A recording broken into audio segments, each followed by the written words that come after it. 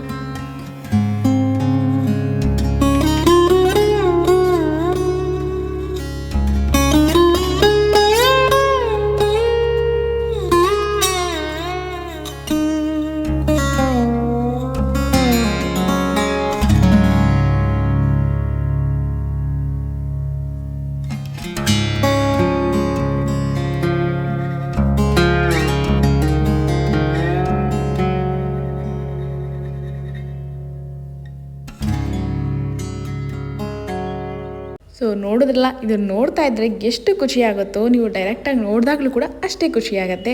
ಇವತ್ತಿಗೂ ಈಗ ಇಲ್ಲಿ ಕೂತ್ಕೊಂಡು ಆರಾಮ್ಸೆ ಆಗಿ ನೀವು ಮಾತಾಡ್ಕೊಂಡು ಹೋಗ್ಬೋದು. ಫ್ರೆಂಡ್ಸ್ ಜೊತೆ, ಫ್ಯಾಮಿಲಿ ಜೊತೆ ಬಂದ್ರಂತೂ ಅದ್ದೂರಿಯಾದ ಪ್ಲೇಸ್ ಅಂತ ಹೇಳ್ಬೋದು. ದೇವರ ದರ್ಶನ ಅಂತೂ ಖಂಡಿತವಾಗ್ಲೂ ಇರುತ್ತೆ. ಆ್ಯಂಡ್ ಇಲ್ಲಿಗೆ ಬರ್ತಾ ಆ್ಯಂಡ್ ನಾವಂತೂ ಯಾವಾಗಲೂ ಈವ್ನಿಂಗ್ ಟೈಮ್ ಅಥವಾ ಸಂಜೆ ಟೈಮ್ ಬಂದ್ರಂತೂ ತುಂಬಾ ಚೆನ್ನಾಗಿರುತ್ತೆ ವೆದರ್ ಆಗಿ. ಇಲ್ಲಿ ಅಷ್ಟೇ ಅಲ್ಲ, ಪಕ್ಕದಲ್ಲಿ ನಿಮಗೆ ಹಾಸ್ಟೆಲ್ಸ್ ಕೂಡ ಇದೆ. ಅಂದರೆ ಸ್ವಲ್ಪ ಗ್ರೀನರೀಸ್ ತುಂಬ ಜಾಸ್ತಿ ಇದೆ ಅಂತ ಹೇಳ್ಬೋದು.